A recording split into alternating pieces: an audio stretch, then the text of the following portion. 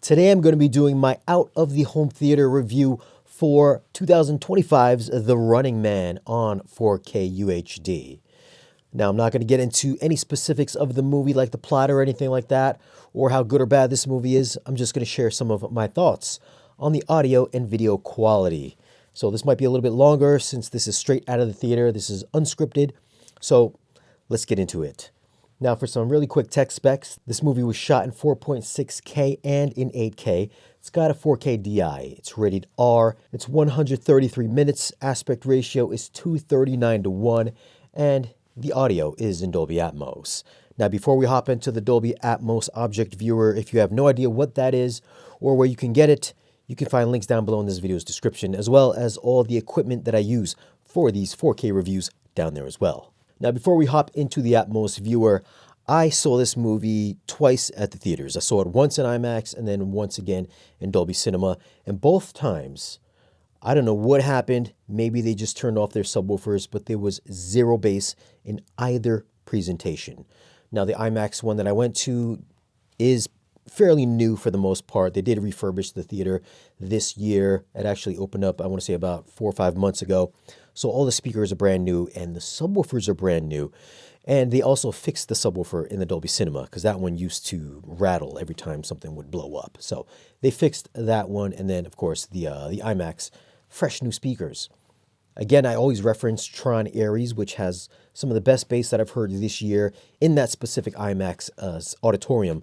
So I know that that theater sounds amazing. And of course, recently I just saw Avatar, Fire and Ash, and that movie also kind of sucked as well for audio. So the first takeaway is that, yes, there's actually bass in this mix. Now, some of the really good standout scenes that I felt were worthwhile come in at 31 minutes, 14 seconds. This is when we get our three main players. They drop down into the tunnel underneath the game show stage, and you'll hear all the tunnel and the wind noises kind of zip around from the back speakers all the way up to the front speakers. And as you can see, this is a dynamic object-oriented mix, so you'll see all those effects flying from back to front. And coming in at 41 minutes, 25 seconds, keep in mind these are kind of rough estimates, we'll hear William H. Macy's voice in the center channel slowly move over to the left surround channel as the camera pans over. And there actually is a bunch of these moments where voices will track throughout different speakers. And this effect happens more than a few times. At 51 minutes, 3 seconds, as Ben falls down the tunnel into the water, we can hear all the bubbles and the water surround him in all directions, so it feels like you're getting submerged in the sewer with all this dirty water. Another cool scene comes in at 57 minutes, 31 seconds. We have a chopper that you can hear fly overhead as it moves from the front stage to the back. And throughout this entire movie, whether it's a really busy action scene or just a really quiet scene of Ben Richards, Glenn Powell's character, walking outside, you'll hear a bunch of choppers flying in the air. Even though you don't see them, you can hear them flying above your head. So that's a really nice touch to give this movie a really nice, big atmospheric effect. At roughly an hour, 22 minutes, we have the part where the soldiers come busting through the house. We get a pretty big shootout, and you can hear the bullets ricochet all throughout the lower channels. And the last two scenes I thought were really cool sounding come in at 1 hour, 37 minutes. In this specific shot here, we've got two guys on the ground pointing their guns at Glenn Powell and the girl. Meanwhile, we have a rover that is above our heads, right in the top middle speakers, shooting the two bad guys on the bottom bed speakers. And that sounds really good because it's right above your head and it's very distinct. At 1 hour, 47 minutes, we've got Josh Brolin's character speaking from the overhead monitor, which you can see on screen, and the voice tracks right above your head. So it sounds like not only are we seeing Josh Brolin's character in the overhead monitors, but his voice also comes from above as well. And this happens for a good couple minutes during this scene until his voice moves from the headphones over to the center channel. So throughout this movie, this does put some pretty good usage to the top channel effects, and also the lower channel, the bed channels, get some really good usage as well. And I do have 18 speakers in my system, and every single one of them do get plenty of usage from start to finish. Now again, I'm going to say about 80% of this movie does have some really good surround usage, and then the other 20, maybe 25% of the time, you're going to hear most of the effects happen within the lower channels. So whether it's a 5-channel bed layer mix or just a 7-channel mix, a lot of the action also will happen just in the lower channels. This also happens even during really big action scenes where you would think during a shootout the overheads would become active. A lot of it does kind of stay within that lower 5-7 bed layers. It isn't always following exactly what is happening on screen. You might think there would be some more immersive effects, whereas it just really stays within the lower bed channels. And again, just to touch again on the bass response coming from IMAX and in Dolby, when I saw it at the local cinema, bass was non-existent in those auditoriums. But now on the home mix, we have a ton more bass. Well, hold on. We don't have a ton more bass, but we do have a lot more bass. Not quite Tron Ares level, but maybe about 60% of that. So some of the shootouts, they have some really nice kick to them. And some of the explosions do have some pretty nice rumble as it really utilizes your LFE. Not infrasonic levels, but you do get some pretty nice low frequency impact. Now, as far as video quality, again, this was shot in 4.6 and in 8K. It's pretty evident that they did use some film emulation, so there is a fair amount of grain during the entire movie.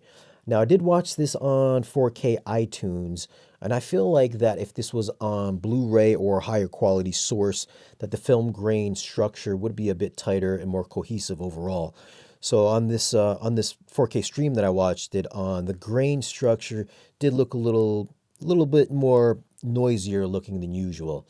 Maybe this is the way it looks. I guess I'll find out when the 4K Blu-ray comes out, but it just didn't quite have the tight structure that I'm used to seeing with other movies that use film emulation. So it did look a little bit more blotchier than usual. But as far as detail is concerned, if you can get past some of the blotchiness of the film grain, there still is plenty of details on hand, on tap. It's not 4K crispy due to the film grain usage, but you'll still see plenty of details like pores, wrinkles, strands of hair, all that stuff. The interior shots, all the set design, how grimy and dirty the walls are or the alleyways look, all of that is rendered really nicely. So it might not be razor sharp, but there is still plenty of detail on hand. Now, as far as the HDR, this has a max CLL of 992 and a max FALL of 434. This isn't going to be an eye scorcher, but I didn't find the image overly dim either. So I'm going to say that overall it is a pleasantly bright image. This does have a very nice color palette. There's a lot of neon lights in this, a lot of reds, blues, purples, stuff like that. Background lighting really kind of ups the HDR effect during a lot of these shots.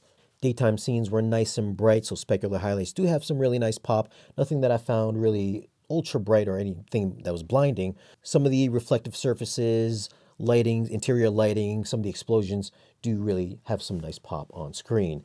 Black levels can be a bit crushed in the really dark scenes, a little bit muddy in parts, especially because of the film grain, but there still is plenty of detail on tap, so it's not a complete wash as far as black levels is concerned. And the overall image does have a very kind of a contrasty look overall. Oh, and just bouncing really back to the film emulation that's used, there is a part in this movie where they're showing some TV ads on screen. I believe that's the only part in this movie where there is no film grain. So those parts do look really sharp and really clean and crispy.